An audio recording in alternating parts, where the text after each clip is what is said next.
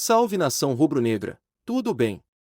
Aqui vamos trazer vários vídeos sobre as notícias e atualizações do nosso Mengão.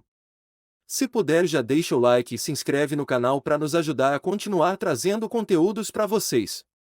Dito isso, vamos ficar com um corte do troca de passes sobre nosso Mengão. No Maracanã, às 6 horas, né? O Flamengo venceu o jogo da ida, reverteu a vantagem, empate amanhã, passa o time do Vitor Pereira, e o Vasco com uma vitória simples pela melhor campanha na primeira fase, é quem avança. Hoje, com a notícia, né, do dia do clássico, essa do Arrascaeta, notícia da Letícia Marques, setorista do Flamengo no GE. Globo, que o Arrasca sofreu aí com dores no pubis, e é dúvida para esse Flamengo e Vasco. Fez exames hoje, né, no sábado, para avaliar a gravidade dessa lesão, já dessas tem dores. sofrido essa questão do público há um tempo. Cara. Desde E é uma lesão que deve ter incomoda, piorado, né? Deve ter piorado. E é uma lesão que incomoda, né? A gente já viu vários jogadores, né, que durante a carreira inteira conviveram com esse problema no público. Kaká foi um jogador que teve a carreira, de certa forma, o alto nível abreviado exatamente. Por conta disso. Agora, a gente, inclusive, hoje acompanhando toda a apuração da Letícia, do Fred Gomes, do Taiwan, as dúvidas, de fato, Pedro, para esse Flamengo, né, que amanhã pega o Vasco, do Barbieri, ela agora passa a dúvida do Arrascaeta se tem condição ou não de jogo. E, em tese, a ausência do Arrascaeta pode acabar abrindo espaço para Everton Ribeiro, né, que seria mais uma vez reserva, mas pode ser Everton Ribeiro ou Arrascaeta. E tem uma outra dúvida, que não é o Gerson. O Gerson estava suspenso no primeiro jogo, volta e vai ser titular amanhã no Maracanã, mas é o companheiro do Gerson. Se vai de Vidal ou se vai de Thiago Maia, um time que deve ter os seus 3 zagueiros, formato que vem sendo usado agora pelo Vitor Pereira.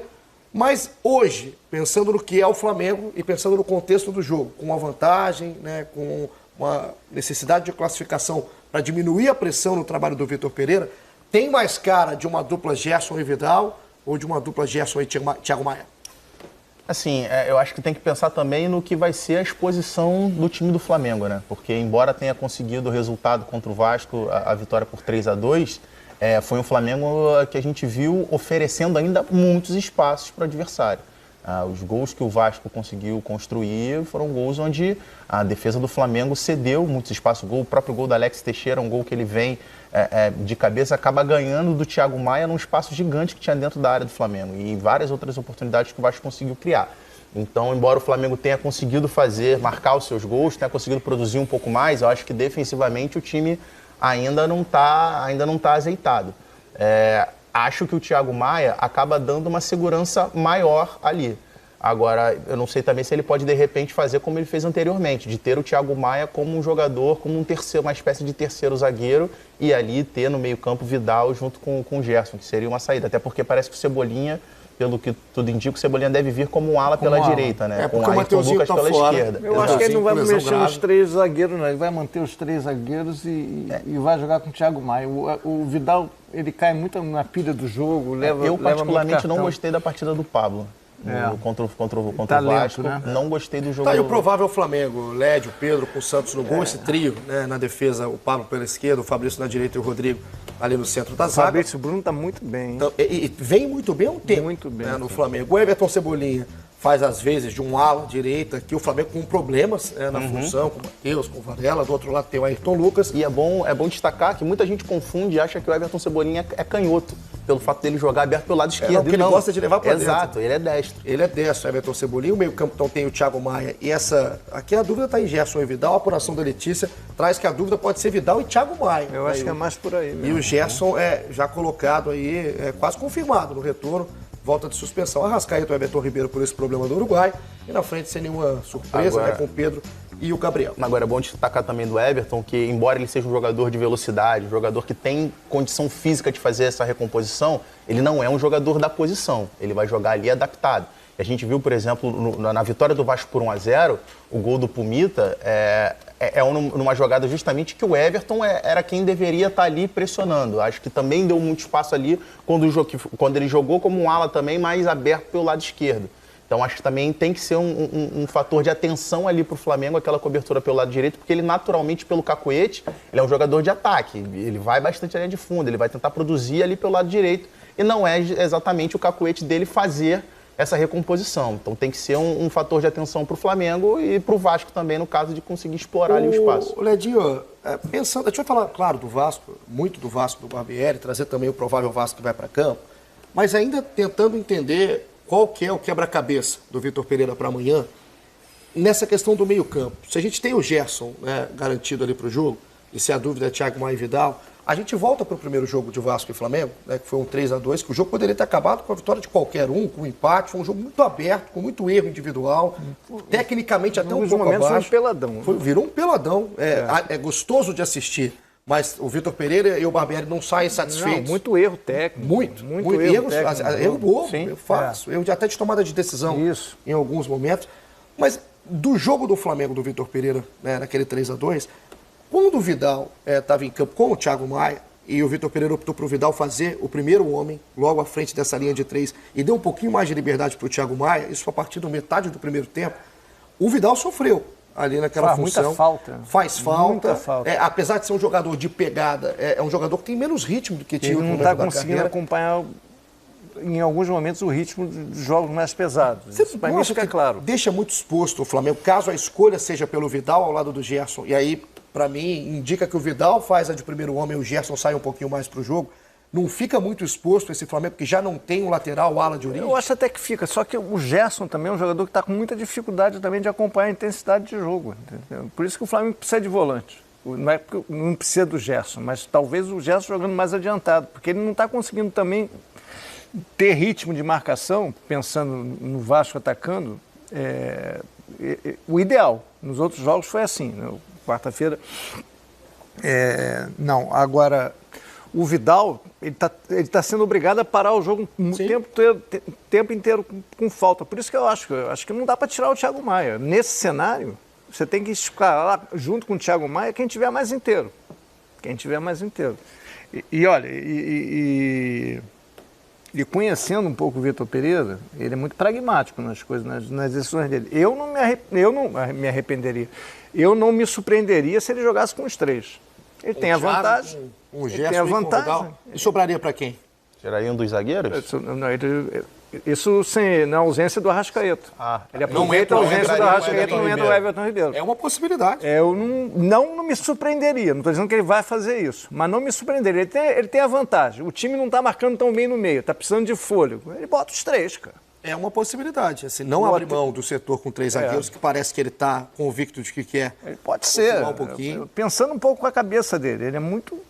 Ele não se preocupa muito com nomes. Ele já deixou o Everton Ribeiro no banco. Ele toma as decisões dele ali sem olhar para o tamanho do jogador. Eu acho que muda bastante a característica da equipe, né? Principalmente no que diz respeito à criação. O Gerson ele até é esse jogador criativo, mas ele não é exatamente a mesma faixa de atuação a dele, a do Arrascaeta e a do Everton Pedrão, Ribeiro. Mas se ele botar 3 zagueiros, se ele bota os 3 volantes, ele pode abrir o Everton Ribeiro, ele pode colocar Cebolinha o e o Ayrton Lucas, cara, abertos, dando amplitude, chegando à frente, entendeu? Como 2 atacantes a mais e segura os outros jogadores. É um quebra-cabeça, né, do Vitor Pereira. São possibilidades, não estou dizendo que ele vai fazer isso. E tudo passa pela avaliação do Arrascaeta, se vai ter ou não condição de jogo. Se o Arrascaeta estiver em campo, aí é outra discussão. Aí não tem essa discussão. Se de um lado pensa assim o Vitor Pereira, do outro lado pensa também o Barbieri, e talvez sem tanta dúvida de peças, né, acho que o que aconteceu no primeiro jogo explica muita coisa para o Barbieri, né, não só ser o Garlarza, mas não ter o Rodrigo, um jogador de característica do Rodrigo, para tentar, né, congestionar aquele meio campo do Flamengo. Mas talvez, Lédio, vamos trazer aqui o provável Vasco do Barbieri, para eu já emendar a pergunta dessa semana do Vasco, aliás, dessa maratona do Vasco. O Vasco amanhã vai para o 5º jogo em 14 dias, jogos decisivos, jogos pesados, clássicos. Provavelmente o Léo Jardim no gol com o Puma Capasso, o Léo e Piton, a linha que vem jogando. O Rodrigo ou o Marlon Gomes com o Andrei Santos e o Jair, Alex Teixeira, Gabriel Peck e Pedro Raul. Não muda muito em peça, Lédio. Mas pelo que aconteceu em São Januário na quinta-feira, eu nem falo só da eliminação não, tá, Lédio? Porque isso acontece em pênalti, aumenta a pressão para cima do Pedro Raul, o 3º pênalti consecutivo perdido com a camisa do Vasco. Mas pelo jogo, pelos 90 minutos que o Vasco apresentou na Copa do Brasil, é preocupante. Né? Talvez o Vasco vai precisando vencer o Flamengo depois do pior jogo da temporada desse time do Vasco, do Barbieri. É mudança de peça, é mudança de confiança, é atmosfera, é ambiente. Qual que é o quebra-cabeça do Barbieri para amanhã? Bom, primeiro, se for pensar no jogo contra a BC, é melhor nem jogar contra o Flamengo amanhã. Então, o jogo contra a BC, o Vasco tem que esquecer o que aconteceu. Só tem que pegar, rever para não fazer de novo. Foi o pior jogo do Vasco, provavelmente, no ano inteiro. Acho que difícil o Vasco fazer um jogo pior do que aquele de quinta-feira na temporada. O Vasco tem que se espelhar nos 2 jogos que fez contra o Flamengo, mesmo que perdeu. Foi competitivo, foi um jogo, o Flamengo foi melhor, mas foi um jogo relativamente equilibrado. O que eu acho que o Barbieri pode fazer, o Rodrigo tem que jogar. O Vasco precisa ter um primeiro volante, um jogador, e ele estava dando equilíbrio ali na marcação, um jogador que não tem uma saída de bola razoável, tem que jogar. O Marlon Gomes não jogou bem contra o ABC, ainda não está no ritmo que estava. O Andrei também não. O que eu acho que ele pode alterar no time, diferentemente dessa escalação que está aí, não estou dizendo que ele vai fazer, é uma alternativa. Ele adianta o Andrei, já que ele vai ter o Rodrigo, faz uma linha ali, o Andrei, um de um lado e o Jair do outro, tira o Alex e para ter mais amplitude, para ter mais agressividade pelo lado, ele banca o Eric Marcos no jogo.